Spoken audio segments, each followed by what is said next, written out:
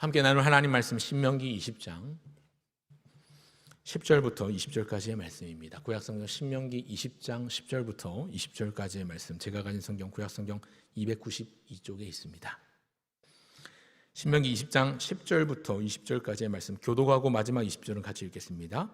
찾으신 줄 알고 20장 10절 제가 먼저 읽겠습니다. 내가 어떤 성읍으로 나아가서 치려할 때에는 그 성읍에 먼저 화평을 선언하라. 그 성읍이 만일 화평하기로 회답하고 너를 향하여 성문을 열거든 그 모든 주민들에게 내게 조공을 바치고 너를 섬기게 할 것이요, 만일 너와 화평하기를 거부하고 너를 대적하여 싸우려 하거든 너는 그 성읍을 에워쌀 것이며 내 하나님 여호와께서 그 성읍을 내 손에 넘기시거든 너는 칼날로 그 안의 남자들을 다 쳐 죽이고 너는 오직 여자들과 유아들과 가축들과 성읍 가운데 있는 모든 것을 너를 위하여 탈취물로 삼을 것이며 너는 내 하나님 여호와께서 내게 주신 적군에게서 빼앗은 것을 먹을지니라.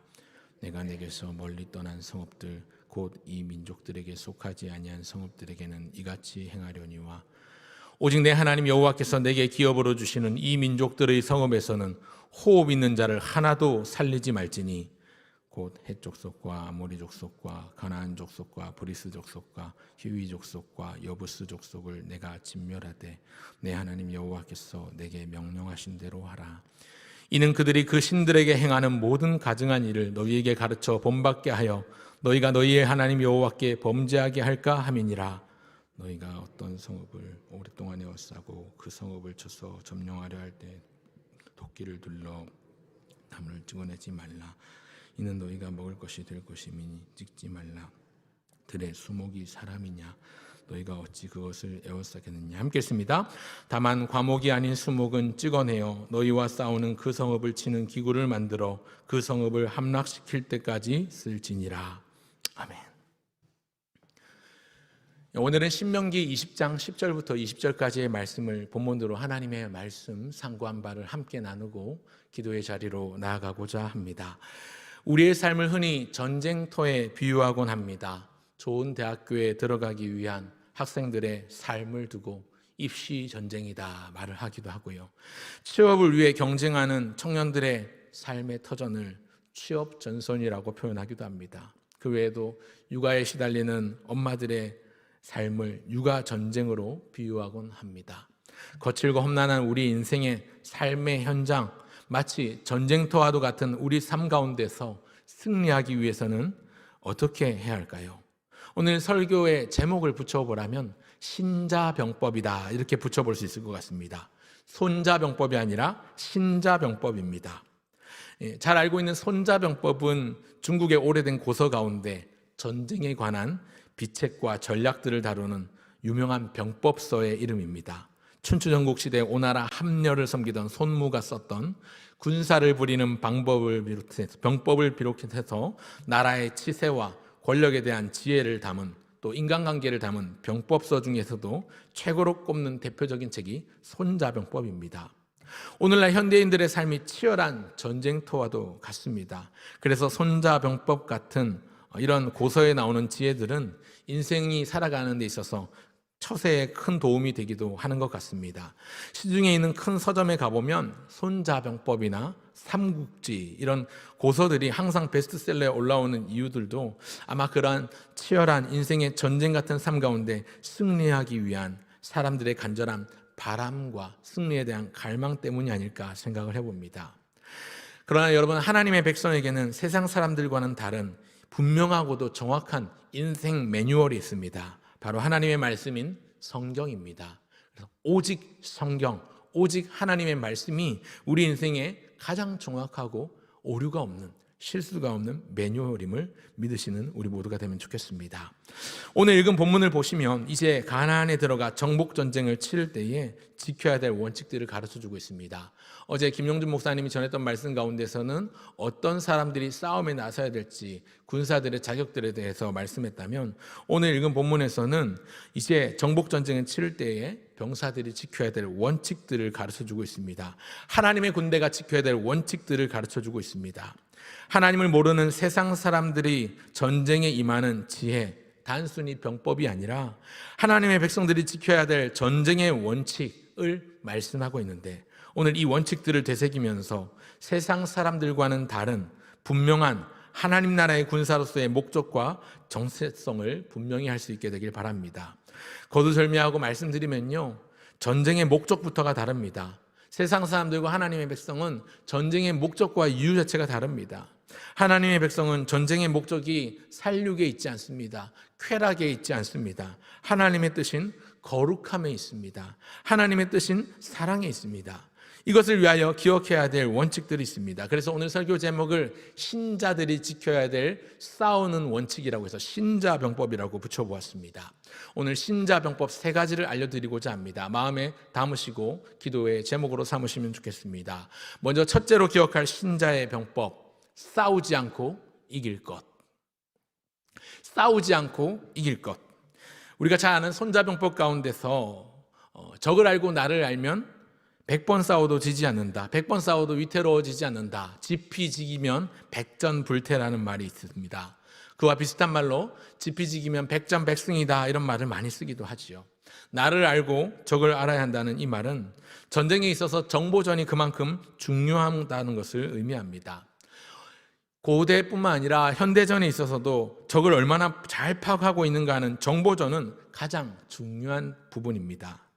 여러분, 그런데 그렇게 나를 알고 적을 잘 아는 상태에서 싸우는 것이 참 중요하지만, 승리의 비책이지만, 애초에 그것보다 더 좋은 승리가 있다면 가장 좋은 것은 싸우지 않고 이기는 것입니다.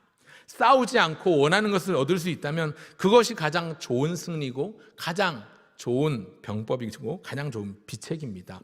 손자병법에도 나오는 대목입니다만, 사실은 이미 그 훨씬 이전에 하나님의 백성들이 가나안에 들어가기 전에 하나님의 사람 모세를 통해서 하나님은 이런 지혜를 백성들에게 교훈하셨습니다. 싸워서 이기는 것도 중요하지만 애초에 싸우지 않고 이길 수 있다면 그 길을 택하는 것이 하나님의 백성의 모습이자 성도의 지혜입니다.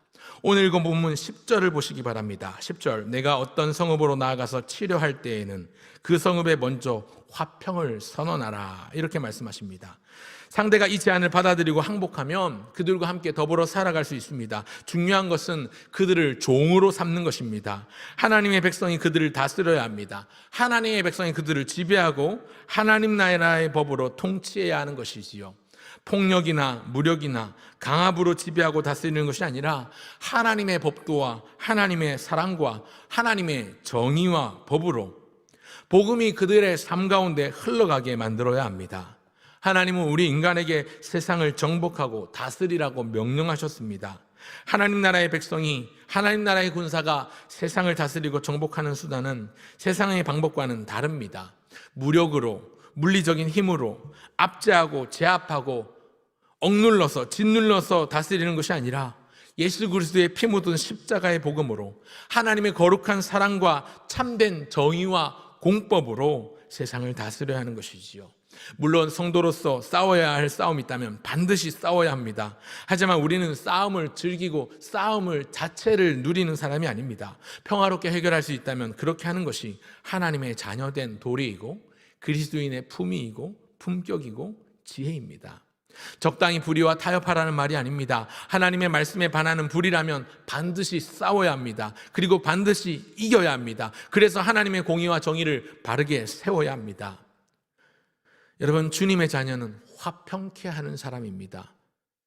트러블 메이커가 아니라 피스 메이커입니다. 우리 예수님께서 그렇게 피스 메이커로 이 땅 가운데 오셨고 나셨고 사셨고 죽으셨습니다. 그리고 그를 대적하고 그를 공격하고 그를 음해하는 많은 사람들의 해와 수치와 모욕을 다 받으셨지만 대항하지 않으시고 싸우지 않으셨지만 이기셨습니다. 죄와 사망의 권세를 이기시고 죽음에 매여 계실 수 없어서 죽음을 죽이시고 다시 살아나셨습니다. 그렇게 화평케 하는 자가 되어서 이 땅 가운데 우리의 복음이 되어주시고 우리의 주인, 우리의 그리스도가 되어주셨습니다. 오늘 그 그리스도를 믿는 그리스도인으로서 그 예수님을 주로 고백하는 저와 여러분은 트러블 메이커가 아니라 피스 메이커로 살아갈 수 있어야 되겠습니다. 신자병법 첫 번째를 마음에 담으시기 바랍니다. 싸우지 않고 이길 것. 예수님이 그렇게 하신 것처럼 우리도 그렇게 살아가시는 저와 여러분 모두가 되시기를 주의 이름으로 축원합니다. 신자병법 두 번째, 악을 제거할 것입니다. 악을 완전히 제거할 것. 화평을 청하고 평화를 청했을 때 상대가 그 제안을 받아들인다면 무혈입성, 피를 흘리지 않아도 됩니다만, 그렇지 않은 경우에는 싸움이 불가피합니다. 그런 경우에는 그 땅에 사는 민족들의 성읍은 완전히 압도하고 제압해야 합니다. 본문의 말씀을 빌자면 진멸하고 전멸시켜야 합니다. 악을 완전히 제거해야 합니다. 왜냐하면 그들의 악한 문화와 거짓 종교에 하나님의 백성이 휩쓸리거나 영향을 받을 수 있기 때문에 그렇습니다. 18절을 보시면요, 이는 그들이 그 신들에게 행하는 모든 가증한 일을 너희에게 가르쳐 본받게 하여 너희가 너희의 하나님 여호와께 범죄하게 할까 함이니라, 이렇게 말씀하고 있지요. 그렇게 악을 완전히 제거해야 되는 이유, 이방인들, 우상 숭배하는 이 이방인들을 완전히 죽여 없애야 될 이유가 있습니다. 8절에 보면 그 안에 남자를 다 쳐 죽이라고 하는데, 16절에 보면 나중에는 가까이에 있는 이 민족들의 성읍에서는 호흡 있는 자를 하나도 살리지 마라, 그렇게 말씀하고 있습니다. 왜 그럴까요? 여러분, 사람은 누군가에게 항상 영향을 받기도 하고 누군가에게 항상 영향을 주기도 합니다. 자녀는 부모를 닮게 되어 있습니다. 지난 주일 들었던 말씀에서처럼 우리도 깨닫는 것이 있죠. 하나님의 자녀는 하나님을 닮게 되어 있습니다. 하나님을 닮는 것이 바른 모습입니다. 우리 주 예수님께서 성부 하나님을 닮으셔서 성부 하나님을 대하신 모습이 우리에게 모범이 되고 우리에게 본이 됩니다. 그리고 우리 또한 우리의 양자 삼아주심으로 말미암아 우리는 하나님의 아버지의 거룩하심을 닮아 거룩한 삶을 살아가야 합니다. 함께 하기 때문에 영향을 받을 수 있는 것입니다.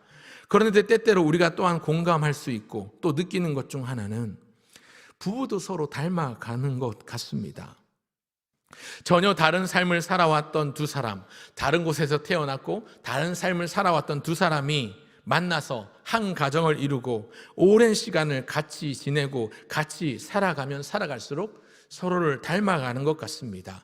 서로와 함께하는 시간이 많아지니까 서로의 삶의 스타일, 생각이나 선호하는 것, 서로의 말이나 심지어 서로의 외모조차 닮아가곤 합니다.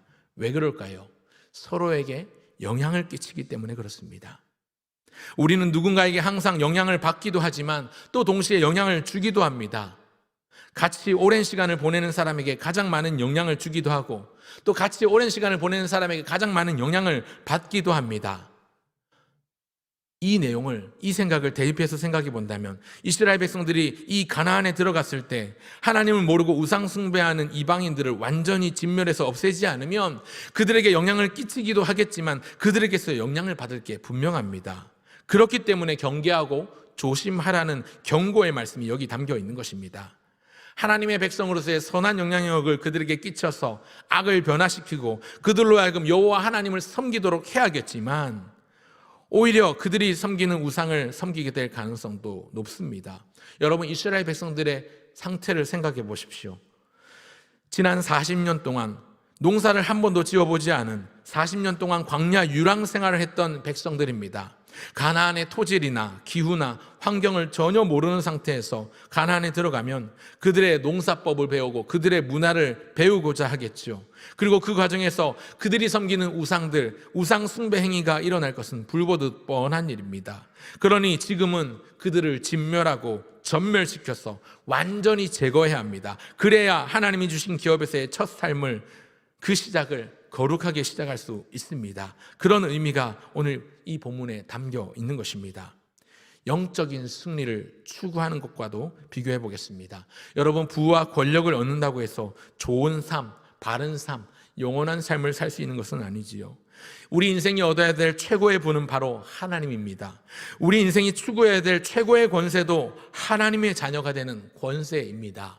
영접하는 자, 곧 그 이름을 믿는 자들에게는 하나님의 자녀가 되는 권세를 주셨는데 영접하고 그 이름을 믿음으로 말미암아 하나님의 자녀가 되는 권세를 누리는 그 사람, 오늘 예수 그리스도를 통한 십자가의 복음으로 예수님을 주인으로 모시며 그리스도로 고백하며 하나님 나라의 백성으로 살아가는 우리가 추구해야 될 승리는 단지 눈앞에 보이는 승리가 아니라 영적인 승리, 영원한 승리, 완벽한 승리입니다. 여러분, 요한 1서 2장 14절 이하에 보면요, 이 세상이나 이 세상에 있는 것들을 사랑치 말라. 이 세상에 있는 것들이 육신의 정욕과 안목의 정욕과 이생의 자랑이니 다 아버지께로 온 것이 아니요 다 세상으로부터 온 것이라고 말씀합니다. 그러나 정욕도 이 세상도 지나가되 하나님의 뜻을 행하는 자는 영원히 거하느니라 말씀하고 있지요.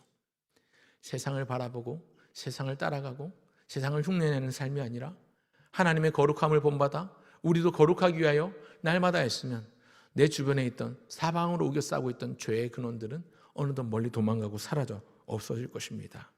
우리 그리스도인으로 살아가는 삶의 현장이 언제나 많이 거칠고 힘겨운 전쟁터와도 같습니다. 그래서 우리의 삶을 영적 전쟁에 비교하곤 합니다. 그러니 이것저것 생각할 겨를도 없이 전쟁터에 총포탄이 오가고 있는 한가운데 서 있다고 생각해 보십시오. 여유가 없지요. 그럼에도 불구하고 그리스도인이라면, 성도라면, 하나님의 백성이라면 지혜롭고 신중하고 침착하고 총기가 있어야 합니다. 하나님이 주신 참된 지혜로, 하나님 주신 말씀으로 참된 승리를 누리실 수 있기를 바랍니다. 악을 완전히 물리치신 그리스도이신 예수님을 기억하십시오. 로마서 16장에서 고백하는 것처럼 평강의 주님께서, 평강의 예수 그리스도께서 사탄을 우리 발 아래 완전히 박살내시고 그 발 아래 무릎 꿇어 엎드려지게 만드실 것입니다. 승리하신 주님을 함께 따라감으로 승리에 동참하시는 저와 여러분 모두가 되시길 주의 이름으로 축원합니다. 마지막 신자병법 세 번째를 마음에 담으시기 바랍니다. 셋째는 멀리 내다볼 것. 멀리 내다보는 해안을 가질 것입니다. 근시안적인 승리가 우리의 삶을 해치는 경우가 많습니다. 당장 눈앞의 것에만 치중하다 보면 미처 준비하지 못한 미래 때문에 그 미래에 금방 괴로움을 당하거나 큰 손해를 보기도 합니다. 낭패를 보기도 합니다. 오늘 읽은 본문 19절 이하를 보시면요, 혹 전쟁이 길어져서 성읍을 오랫동안 에워쌀 때에 상대방에게, 적에게 피해를 주기 위해서 다양한 작전을 수행할 것인데 혹여 그런 때라도 나무를 찍어 불태워 없애지 말라고 말씀하고 있습니다. 19절과 20절을 보실까요? 제가 읽겠습니다. 너희가 어떤 성읍을 오랫동안 에워싸고 그 성읍을 쳐서 점령하려 할 때에도 도끼를 둘러 그곳의 나무를 찍어내지 말라. 이는 너희가 먹을 것이 될 것이미니 찍지 말라. 들의 수목이 사람이냐? 너희가 어찌 그것을 에워싸겠느냐? 다만 과목이 아닌 수목은 찍어내어 너희와 싸우는 그 성읍을 치는 기구를 만들어 그 성읍을 함락시킬 때까지 쓸지니라. 여러분, 보통은 전쟁할 때 모든 것을 쑥대밭으로 만들고 초토화시키지요. 적군만 없애는 것이 아니라 성벽을 허물고 집을 허물고 건물을 허물어 버립니다. 나무와 논밭을 불태우기도 합니다. 그러나 그것은 눈앞에 승리에만 함몰되는 일입니다. 왜냐하면 전쟁을 해서 이기고 그 지역을 차지하면 그곳은 이제 그들의 땅이 될 것이기 때문에 새롭게 개간을 하고 경작을 하고 나무를 심고 열매를 거두어야 하는 수고를 더해야 하는 것이지요. 그렇기 때문에 그렇게 하지 말고 승리 이후까지 멀리 내다보라는 말씀을 하고 있습니다. 특히 과목, 과일을 맺는 나무를 잘 보호하라고 하는데요. 왜냐하면 결국 승리한 이스라엘이 그 나무의 과일, 그 열매를 먹을 것이기 때문에 그렇습니다. 그 나무들이 비록 적국에 속해 있긴 하지만 지금 전쟁하는 것이 사람과 전쟁하는 것이지 나무와 전쟁을 하는 게 아니지 않습니까? 들의 수목이 사람이냐? 너희가 어찌 그것을 에워싸겠느냐? 이 말씀은 나무와 싸우는 게 아니라 사람과 싸우는 것이라고 말하는 것이지요. 나무가 자라기까지 세월이 오래 걸리는 만큼 훗날을 위해서 보존하고 보호하는 것이 금방 열매를 얻을 수 있으니 훨씬 좋은 일입니다.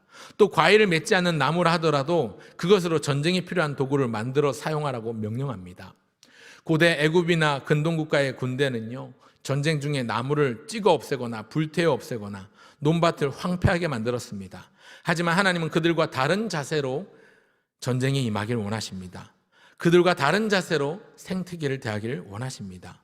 당장 눈앞의 승리에 도취해서 감정적으로 혹은 이방인들처럼 똑같이 행하기보다 멀리 내다보고 깊이 생각할 수 있는 해안, 이 삶의 지혜가 필요합니다.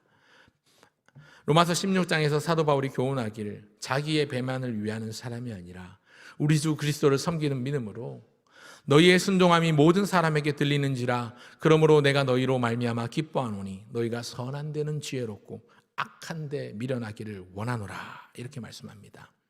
선한 데는 지혜롭고 악한 데는 미련한 온전한 그리스도인, 멀리 내다볼 수 있는 통찰을 가지고 있는, 해안을 가지고 있는 온전한 그리스도인이 되기를 원합니다. 여러분, 우리의 삶의 현장은 전쟁터처럼 거칩니다. 그 치열한 삶의 전쟁터에서 결국 지혜로운 자가 살아남고 하나님의 백성이 승리하게 되어 있습니다. 마태복음 25장에 나오는 10처녀의 비유를 잘 아실 것입니다.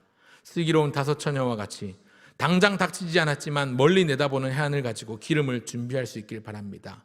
당장 눈앞에 보이는 것에 일희일비하면서 당장 졸린 것 때문에 기름을 준비하지 않는다면 갑작스런 상황에 이리저리 갈팡질팡하는 바람이 나는 겨와 같이 되어버릴 것입니다. 그런 삶이 아니라 보다 멀리 내다보고 깊이 생각할 수 있는 해안을 가지고 영안을 밝혀서 또한 보이지 않는 더 소중한 것, 영원한 가치를 바라보는 영적인 통찰력을 가진 성도가 되기 위해서 오늘도 하나님의 은혜를 구하시길 바랍니다. 그렇게 우리의 영안을 밝혀주기를 간구하며 기도하는 이 하루 되시기를 주의 이름으로 축원합니다.